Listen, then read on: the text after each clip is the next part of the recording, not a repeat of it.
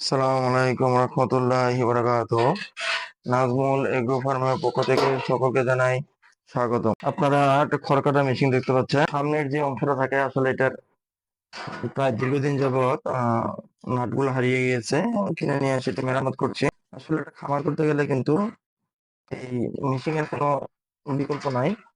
খুবই গুরুত্বপূর্ণ এবং একটা জরুরি জিনিস কিন্তু এই মেশিনটা।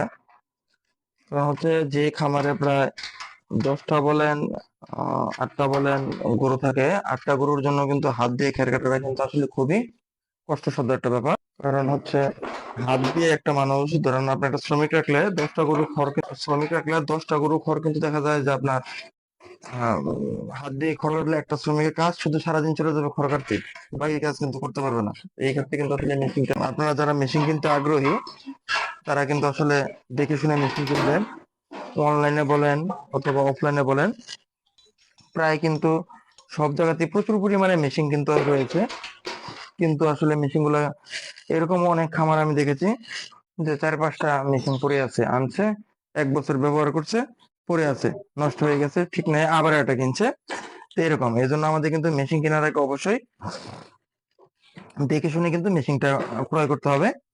আমার এই মেশিনটা আমি লোকাল ভাবে কিনে নাই, আমি ঝিনাইদহ থেকে নিয়ে আসছিলাম গত বছর।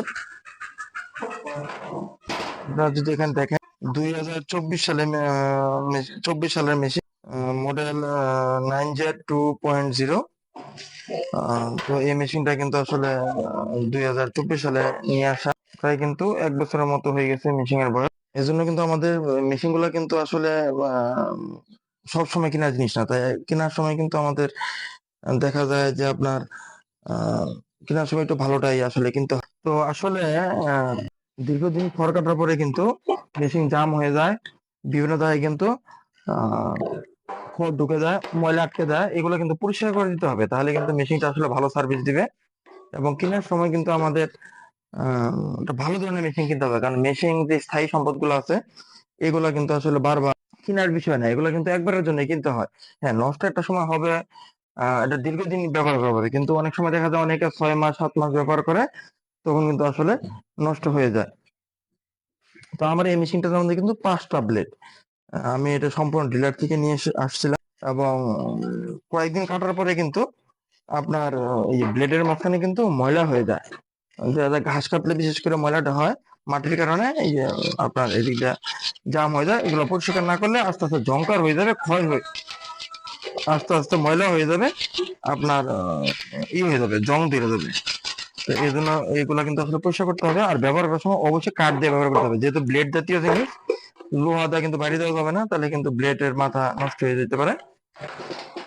তো এগুলো কিন্তু আপনার নিয়মিত নিয়মিত প্রয়োজন নেই, মাসে একবার অথবা সর্বোচ্চ 2বার এই জিনিসগুলো কিন্তু পরিষ্কার করতে পারেন, তাহলে কিন্তু একটা মেশিন এর ভালো সার্ভিস দিবে। কারণ প্রতিটা জিনিসে কিন্তু যত্ন প্রয়োজন। আপনি যত ভালো অথবা যত বড় গরু অথবা বাছুর কিনেন না কেন, যদি যত্ন না দেন অথবা যত্ন না করেন, তাহলে কিন্তু সেটা থেকে ভালো বেনিফিট পাবেন না। আপনি যদি একটা গাছ রোপণ করেন, শুধু রোপণ করলে কিন্তু কাজ শেষ না, যদি সেই গাছ ভালো করে পরিচর্যা না করেন, তাহলে কিন্তু গাছ মারা যাবে অথবা ভালো ফলন আসবে না। তো সেক্ষেত্রে যদি একটা মেশিন আপনি আনছেন, ব্যবহার করতেছেন, খড় কাটতেছেন, আপনাকে সুবিধা দিচ্ছে, এটাকে যদি নিয়মিত পরিষ্কার না করে, তাহলে কিন্তু এটা থেকে কিন্তু আসলে আপনার ভালো দীর্ঘস্থায়ী হবে না, ভালো রেজাল্ট পাবেন না। তো এই হচ্ছে বিষয়। আর একটা বিষয় হচ্ছে ব্লেড কয়েকদিন ইউজ করার পরে এটা ব্যবহারের উপরে, আপনি কি কি পরিমাণ খড় কাটেন ওটার উপরে। আমি দেখা যায় একদিন খড় কাটলে আমার 10টা গরুর মিনিমাম 5 দিন চলে যায়, 5 অথবা 6 দিন এরকম চলে যায়।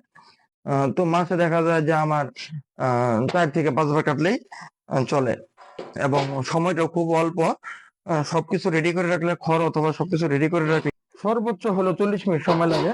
35 থেকে 40 মিনিট, একা কাটলে 35 থেকে 40 মিনিট সময় লাগে। এদিকে কিন্তু আসলে খেয়াল রাখতে হবে। আরেকটা বড় বিষয় হচ্ছে এই যেহেতু এটা চতুর্দিকে একটা সাপোর্ট দেওয়া, যে কোনো ধরনের দুর্ঘটনা না হয়, কাভার লাগানো 2 পাশে, অনেক ব্লেড আছে খোলা থাকে, আসলে মেশিন গুলো কিন্তু খুব রিস্ক, খুব সাবধানতার সহিত ব্যবহার করতে হয়। এই কাভার গুলো খুলে আপনার চেন গুলাতে কিন্তু গ্রিজ অথবা দিতে হয়। তো আপনারা গ্রিজ দিয়ে দিবেন 1 মাস পরে পরে অথবা 2 মাস পরে পরে গ্রিজ দিয়ে দিবেন, তাহলে মেশিনটা স্পিড ভালো থাকবে, কাজ কিন্তু খুব ভালো করবে। আরেকটা বিষয় হচ্ছে এই প্রায় বেশ কিছুদিন ব্যবহার করার পরে, যেটা তখন বলতে নিয়েছিলাম, ব্লেড কিন্তু ঢিলা হয়ে যায়, লুজ হয়ে যায়। তখন কিন্তু এই ব্লেড গুলো টাইট দিতে হয়, নাহলে কিন্তু খ্যার দেখা যায় বড় বড় আসে, কিছু ছোট আসে, কিছু বড় আসে। তো এই ক্ষেত্রে কিন্তু আসলে আমি ব্লেডটা টাইট দিয়েছি ওই দিন, জাস্ট আপনাদেরকে দেখানোর জন্য। একটু সাবধানতার সহিত করতে হবে, যেন কোনোভাবে হাত ছুটে না যায়। মানে খুবই ধারালো, খুবই ধারালো একটা জিনিস, এটা মানে বলার বাইরে, প্রচুর ধারালো। আনন্দ টাইটটাও কিন্তু দিতে হয় খুব করে, শক্ত করে। তো এইভাবে কিন্তু আপনারা আসলে টাইটটা দিতে পারেন। আমি আর দেখালাম না, যেহেতু আমার 2 দিন আগে আমি এটা টাইট দিয়েছি, জাস্ট আপনাদেরকে দেখানোর জন্য। হাতুড় দিয়ে বাড়ি দিয়ে কিন্তু জিনিসটা টাইট দিতে হবে। এভাবে টাইট দিলে কিন্তু এরপরে গ্রিজ দিয়ে দিবেন, তাহলে কিন্তু মেশিনটা প্রায় নতুনের মতো একদম সচল হয়ে যাবে এবং খুব দ্রুত কাজ করবে। তো এই ছিল আমার আজকে একটা ছোট পরামর্শ। এইভাবে কিন্তু আসলে আপনারা কাজ করতে পারেন। ধন্যবাদ সবাইকে।